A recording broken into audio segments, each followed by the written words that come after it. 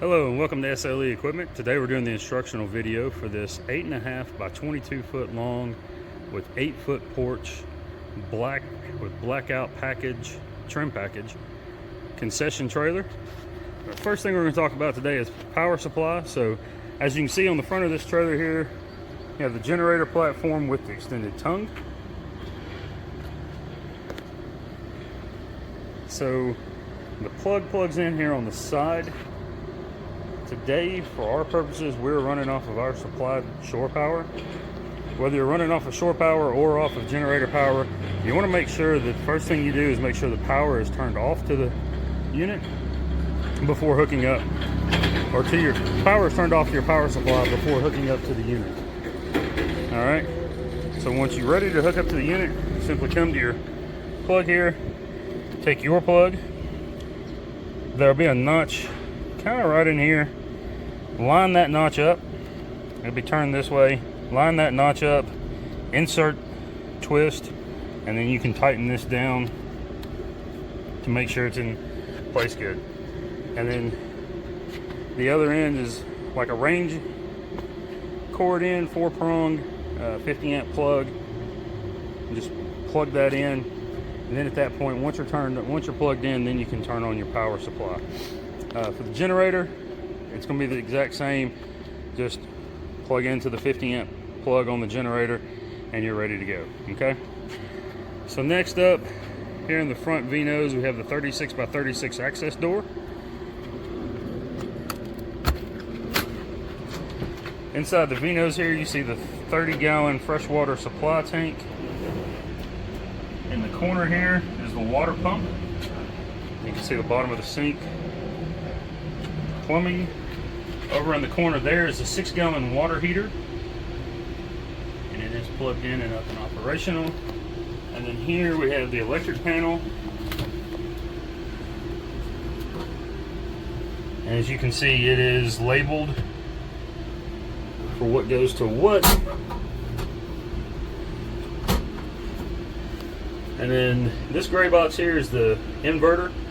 So that inverter, when you are plugged into a power supply, charges the 12-volt battery here that powers the 12-volt system.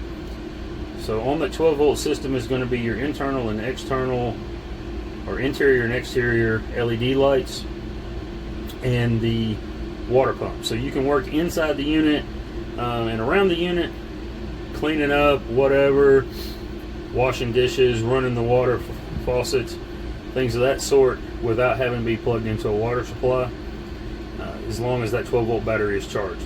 And again, that charges while you're plugged into the unit here. So, and on the bottom of this inverter here, there is a green light. And if you can see that green light, that means it has power running to it from the power supply, and it is actively charging your 12-volt battery. All right. And then there's the power supply cord for your trailer. Now let's go over these plumbing lines here real quick. So this line here is your main line coming from the freshwater tank. You can see the valve is in line with the plumbing line. That means that valve is open. On these two, so this one here, this line is your drain for the freshwater tank. That line, or that handle not being in line, that valve is currently closed. So if you were to turn this valve or this handle, then at that point the water from the freshwater tank would drain out through the floor and out through the bottom of the unit there. And then this other line over here, it is also, that valve is also closed. That is your blowout for winterization.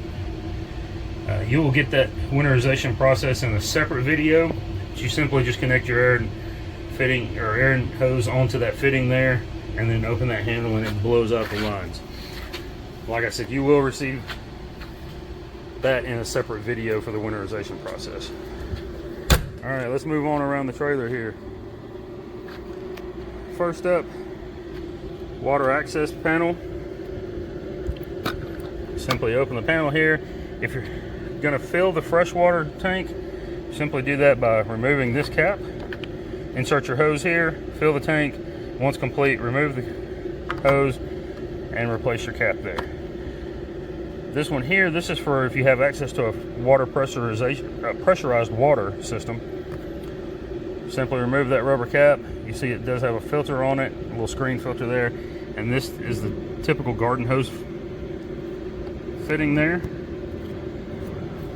You plug that in. Once you hook up to the pressurized system, that bypasses the freshwater tank and supplies water directly to the water heater and the faucets. So, and then the key for the access panel there, I will have hanging on the faucets when you take possession of the unit. All right, moving on around. So down here at the bottom, this is the waste tank drain. So with the waste tank drain, very simple, just remove this cap, twist it to remove it, take that cap off. Once you've removed that cap, you can hook a 3-inch hose up to this. You can get that at any RV supply store, Amazon, anything of that sort. Hook your hose up here. When you're ready, pull this valve out. That will release the contents in the drain or the waste tank there. Once that's completed draining, push that valve back in, simply replace your cap, and you're done there. All right. Moving on around. Here we have the two 5,200 pound axles with black steel wheels. Important note here on these wheels, each wheel in the center of it has a little rubber cap right here. You'll pull that cap off, and behind there is a grease fitting. Once every 10,000 miles or 1 year, whichever comes first, you'll need to remove that cap, take your grease gun, connect it to the grease fitting, and properly lube that grease fitting there. You're lubing up the bearings and the hub in there so that you keep everything in good working order, okay? And you have one on all four wheels, so 2 on this side, 2 on the other side, and you're good at that point. All right, now we come to the porch. Here you can see we have the railed porch with side entry door here on the driver's side. On the top of the porch, 2 LED lights underneath there. You can also see the RV style entry door with window there at the back of the unit. And on the back of the porch here, we have the removable rail. Pretty simple function here. Just come here, unlatch that, push that out, do that on both, on this side and then both on the passenger side here, and that allows you to remove that rail off the porch. You have 4 D-rings on the porch, kind of placed in the corners here, and that's to strap down any equipment that you may want to put on the porch, things of that sort. And then of course connected to the back railing, we have the license plate holder, and on the rear post right there is the light that shines light onto the license plate. All right, we'll come down, take a look down the passenger side here.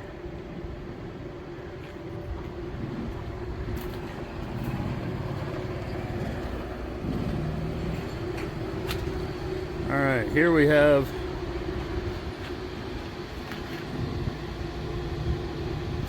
a 4-foot concession window. Sorry about the poor camera work there. 4-foot concession window. Does have vertical sliding windows in it, so there's a front pane of glass here and then a pane right behind it with a screen in the center there, and that's on both sides there. And then the flip up counter here. So to lower this flip up counter, you're going to come here to press one latch, come to the other side, depress the second latch, and slowly lower the counter down. There you are. All right. Also here, you can see the LED light here on the back side, or on the side, and then one on this side of the concession window to give you 2 total. And then moving on around here, you have the 200-pound propane tanks sitting inside the propane cages, hooked up with regulators and hoses. So next thing we're going to go over here is the gas. For our purposes today, we are running off of our supplied tank. When you receive your unit, the 2 propane tanks mounted on the unit are empty. So you'll need to take those to a licensed dealer and have them filled. 100-pound propane tanks hold approximately 23 gallons of propane. So you just want to make sure that whoever you take them to is licensed and authorized, certified to fill propane tanks. That way it's done properly. If they were to overfill the tanks, it could potentially damage the tank and or the regulators on your unit. So first thing we're going to do before starting up our gas, ensure that our concession window is open. As you can see there, it is. And then we're going to come on around here.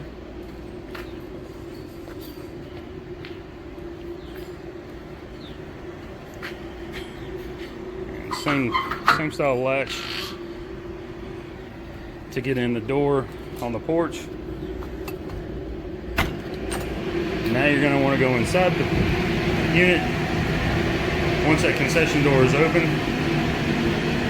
you're going to come over here. This light switch on the wall here, that is to your exhaust hood. So the 2 LED lights there turn on and off with the exhaust hood. So whenever the hood is on, the LED lights will be on, and of course off when the hood is off.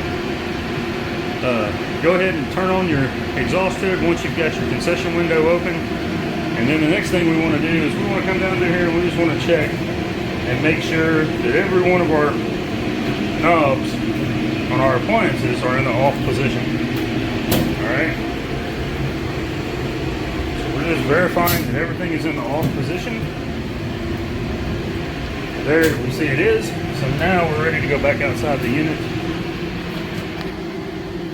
and turn the gas on.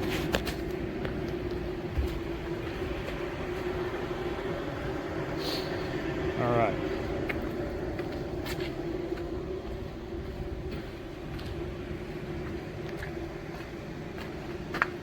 So now that we've opened our concession window, turned on our exhaust hood, verified all of our knobs are in the off position, we're going to come to the tank and we're going to start with the knob here. You're going to turn this knob fully opening that valve.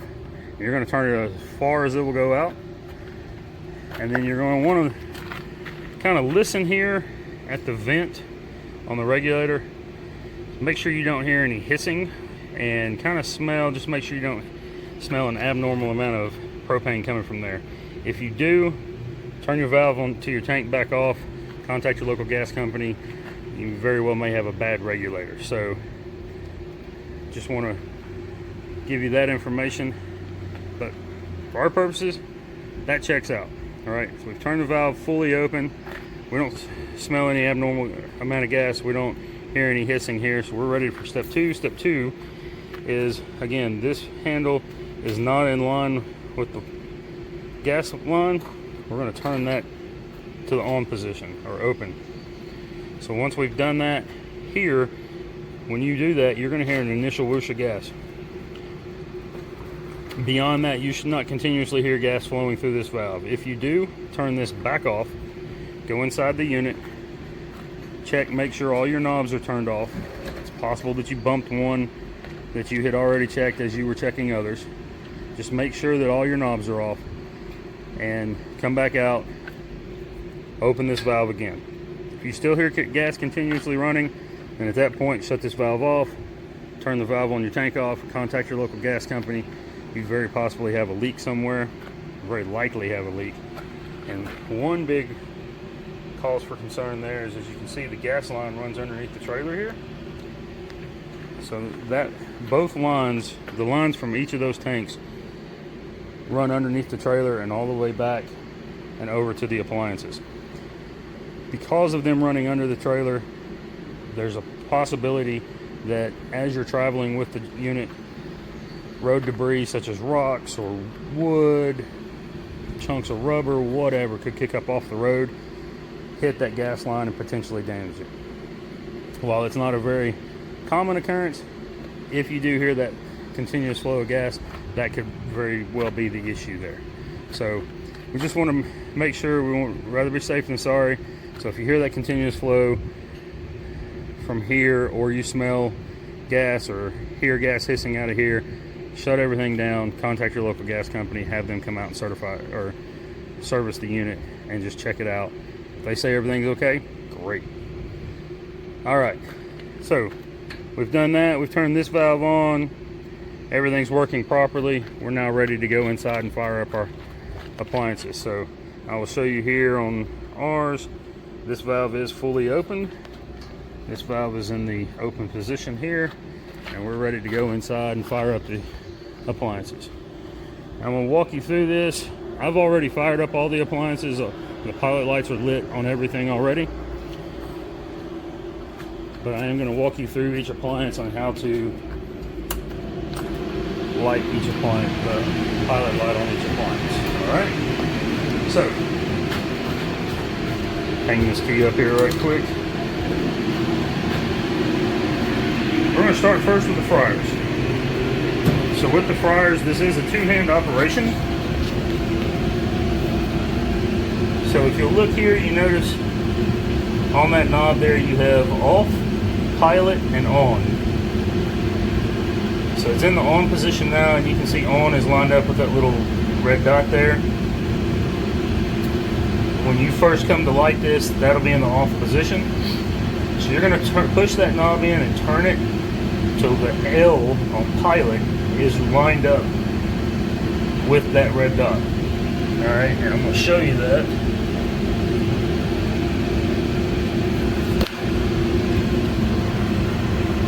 So you're going to line it up like that. Then you're going to push and hold that pilot button in. And it usually takes about 30 to 60 seconds to do. While holding that, you're going to take your barbecue lighter, barbecue stick lighter, sorry, and you're going to reach up here and stick that barbecue stick lighter in here and light the pilot light there. As you can see, it's lit and it is operational. Alright, so once you've lit that, then you're going to come here and turn this knob to the on position. And at that point, that will allow you to operate the unit. And I'll go ahead and turn the knob here, show you the unit working. Alright, we'll turn that back off. So, on this Royal 50-pound fryer, exact same thing. There's the knob. Set it to the L on pilot. Push and hold. While pushing and holding, you're going to light your pilot light with your barbecue stick lighter. Once that's accomplished, then you're ready to light this. Show you that that one works. Alright. And we're good to go there. Now moving on, here we have the Royal 36-inch griddle. So on the griddle and on the 2-burner, these are both free flow pilots, so no buttons to push and hold. You're simply just going to reach under. So that right there is your gas line. Just going to follow that gas line back, and where it turns up here, you're going to put your stick lighter right up underneath it there and light that.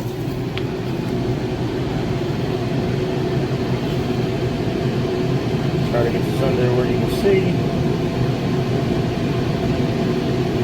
The pilot is lit. And you're just going to simply go down through here and do that on each one of these. You can see the pilot flame there. And then on this one, same thing there. Alright, and you're going to put your stick lighter up there and light each one of those three. And then I will demonstrate the burners working here for you. There's that one.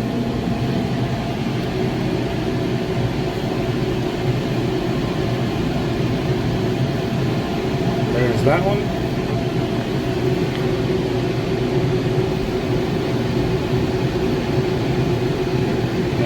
that one burning. All right. And then, again, on the 2-burner hot plate here, you can see the pilot light there. Simply take your stick lighter, hold it there, reach back here, hold it there. That's going to light your 2 burners. And then I'll show you these working.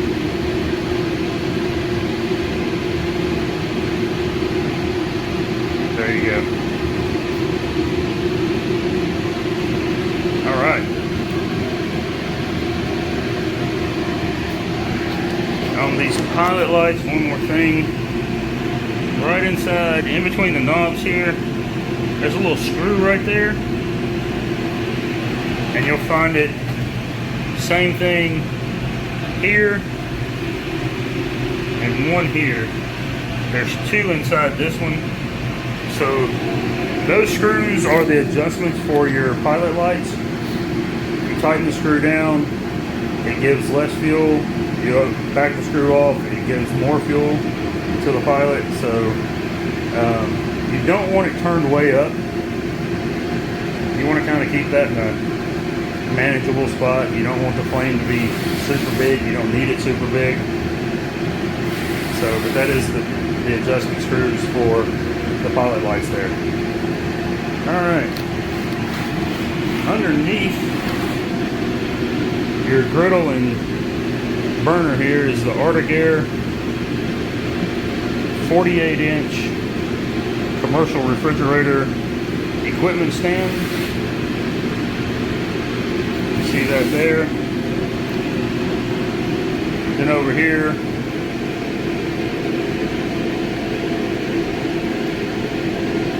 we have the 2-drawer refrigerating cabinets.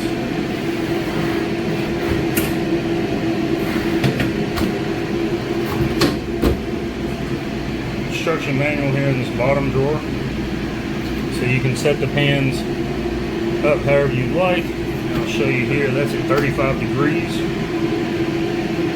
On top of this, you have the Metro warming box.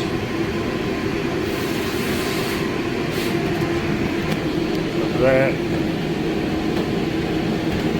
pull the rubber handle out. Sorry about that. Open that up. And you can see the box there. And it's just a thick, heavy duty styrofoam there.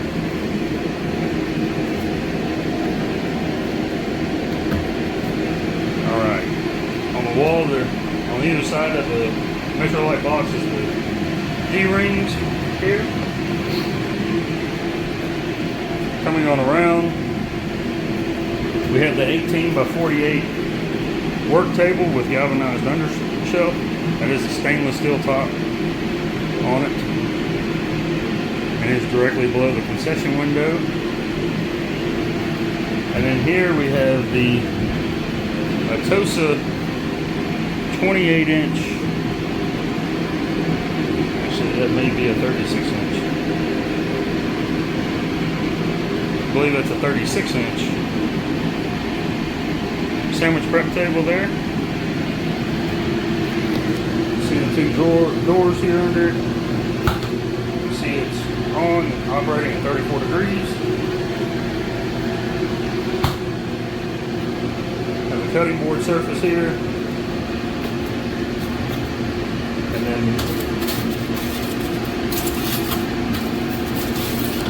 your trays underneath. Excuse me. And then here we have the 24 by 24 stainless steel work table with galvanized undershelf. And then over here we have the Atosa freezer, single door worktop freezer. You can see that's at a nice warm -5 degrees. That feels great on a day like today where it's 100 degrees outside, or it feels like it is. All right. As you enter the unit, this light switch on top here is for the interior lights inside the unit here, and then these 3 go to the 2 lights on the porch, the 2 concession lights on the side of the unit, and then the 2 lights at the back of the unit. Alright. Oh. One more thing. Here up top, we have the shelf. 8-foot, I do believe, 8-foot shelf. Running up top here. Have the shelf in the above the V-nose there, or in the V-nose, and then the counter in the V-nose. The 3-basin sink,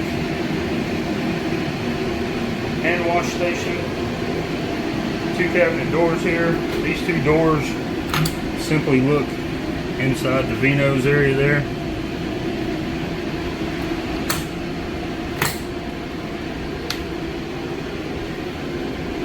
You can access your water heater from here, so that's helpful if you don't want to have to go outside the unit climbing to the V-nose there to get to the water unit. Alright, we're going to talk about this faucet real quick. So, speaking of the water heater, before plugging the water heater in, first thing you want to do is come over here, turn the hot water on, and you want to let it run until you get a nice steady constant flow of water like you see here. And you'll want to do that on both the hand wash sink and the 3-bay sink here. Once you get that good steady flow of water through the hot water side, then at that point you can plug your water heater in. If you plug it in before, that steady flow tells you that the water heater is full. And if you plug it in before it's full, you can damage the element and incur an extra expense that you don't want or need, I'm certain. So we'll get a temperature reading here on the water heat, on the hot water side here.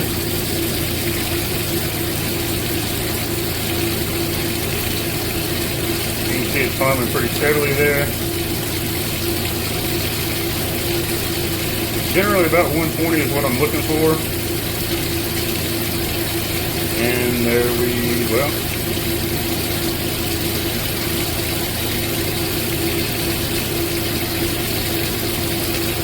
almost 119.8.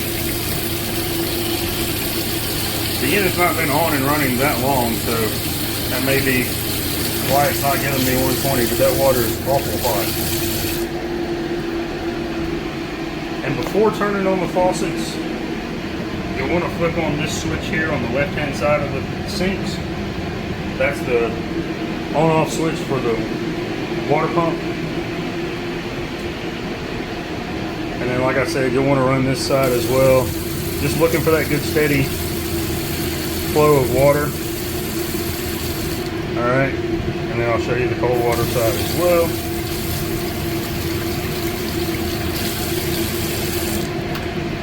Alright.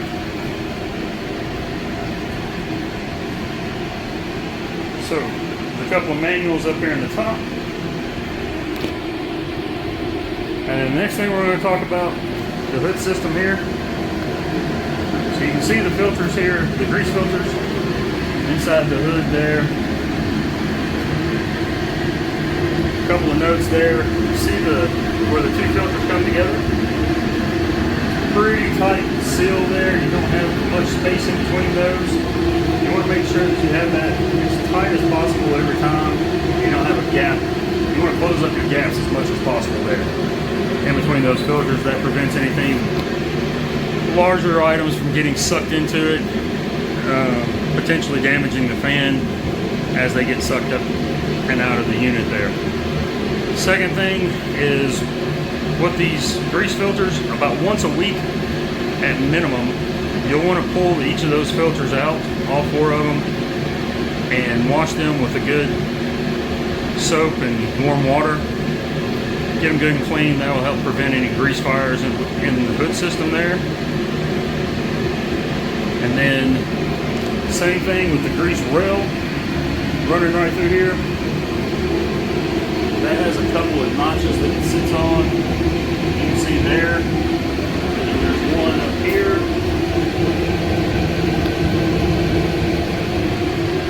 So it comes off rather easily. Just lift it, pull it right off. And then in behind where it says attention installer, wrapped in cellophane around the filter there is a grease cup, and that is going to go right here on these two notches. Okay. And with that grease cup, you may need to wash it more often than you do the rail and the grease filters, but again, soap and warm water, clean it right up. All right. We do have the fire suppression system here. First one for the burner, second one for the griddle, and then these two are for each one of the fryers there.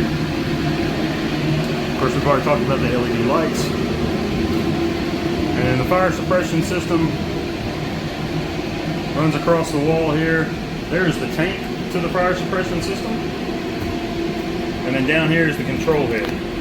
So in the event that there's a fire inside the unit and you need to manually discharge this fire suppression system, you come here, grab this pin, give it a good firm yank. You can see it's zip tied on there, but it will break loose with a good firm yank. And then flip this knob handle here up, and this will move from set to fired. At that point, you're going to want to exit the unit. You really don't want to be in here as that's discharging, okay? And then here's the tag from where the unit was put in new. And you'll need to check with your local codes department as to how often you need to have the unit, the fire suppression system, certified or recertified. And they may want to look at it before you, or have it recertified before you're able to put the unit in service initially as well. All right. And then down here in the sink, in sink here, we have the ABC and Class K fire extinguishers. Class K fire extinguishers are required throughout the United States in all commercial kitchens. So we have that placed in here. It comes as part of the fire suppression package. All right. Now we're going to walk around the unit. We're going to check the plugs out. 2 lights on means the plug is working. There we go. 2 on there.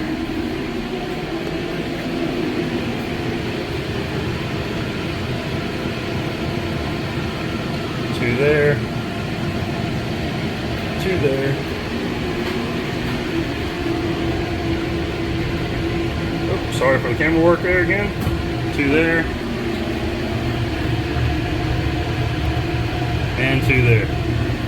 All right.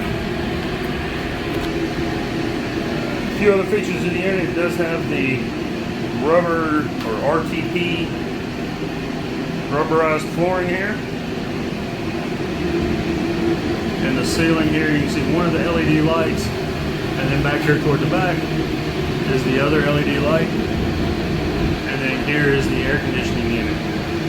So this first knob here is your off, high cool, low cool, high fan, low fan, high heat, low heat knob. The one right behind it there is your temperature knob, so cold and hot selections there. And then these 2 switches here and here are directional switches, so you can flip that switch and shut the air off on this end, or flip that switch and turn the air off on that end so that it's only blowing out the other end, or you can have it left open where it's blowing out both ends, okay? So completely up to you how you do that and how you operate that. All right. Now, we've had a good day, sold a lot of food, made a lot of money. Now we're ready to shut the unit down for the day, clean up and go home. So the way we're going to do that, first thing is we're going to shut down the gas. So with that, simply you're going to come through here, basically reverse operation here of starting it all up. We're just going to check all of our knobs, make sure they're in the off position. Everything's off there. This knob is in the off position. However, with the fryers, I am going to go ahead and turn this off. And you see there, that's now in the off position. And that pilot light has gone out. Same thing, make sure the knob is off. And then we're going to turn this to the off position. Now once you get to the pilot position, you're going to have to push it in and turn a little, and then release, and then turn it further to get it to the off position. Alright? And then verify that pilot light is off. Alright. Now that we've got all of our knobs in the off position, the pilot lights are off on the fryers, then we're going to come back outside the unit. And we're going to walk back around to the front and turn the gas off. So first thing, turn that handle to the off position or closed position for the valve. And then we're going to come here and close this valve. And you'll be doing this on the one or both of your tanks. With it, yeah, you can have both tanks on, or you can have just one tank at a time on. Your choice on that. If you're running just one tank, just know that when if it runs out of propane, it's going to shut off, and all your appliances are going to shut off, and you're going to have to go through and light everything again once you open the second tank and turn it on. Okay. Now that we've gotten our gas turned off on the unit here, we're going to come back around, back inside the unit. Now at this point, if you so desire, you can turn off the exhaust hood there. You see the lights are off, exhaust hood's off. It's a little quieter in here now. All right, so there is a sticker that I need to put on the door. That sticker's going to go over general maintenance, startup procedures, shutdown procedures, and it's going to go over before towing your unit anywhere. So things like make sure you check your lugs, make sure they're good and tight, make sure to check the tire pressure and that your tires are properly inflated.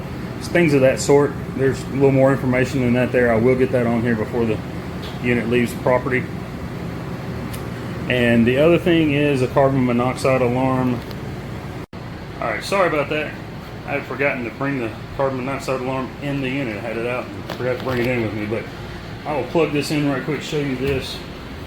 So the carbon monoxide alarm,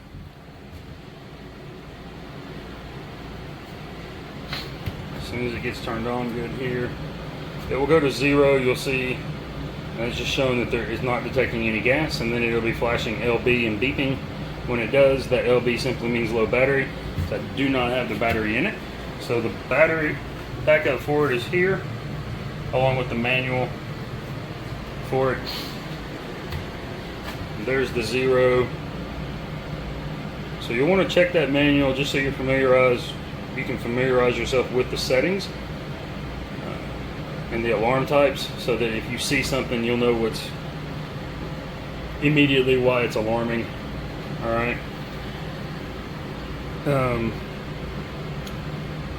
And just make sure that that remains in the unit when operating the unit. There's the LB for low battery, so I will leave that in there.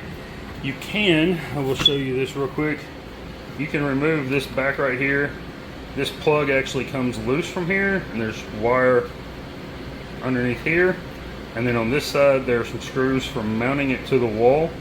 So you can actually mount the unit to the wall wherever, as long as that cord reaches to a plug, okay? So that is an option you have there as well. All right. So going on, once we shut down the gas, then it's simply just clean up. And the last thing bit of information I will give you here is the water heater. So I like to tell everybody, I would just make it a habit of, at the end of the day, once you're done with cleanup, reach into the V-nose there, unplug that water heater, so that when you plug it back up, when you hook the unit back up to power the next time, there's no question as to whether or not it's plugged in. You know it's unplugged. That way you can come in here You can turn the hot water side on, make sure you have that good steady flow, and then plug the water heater in. No sense in risking burning up an element and having to replace a water heater. Alright, now I'm going to turn the water pump back off there, and that is going to do it for this unit. So hope this was at least informational. We appreciate your business here at SLE. Thank you and have a great day.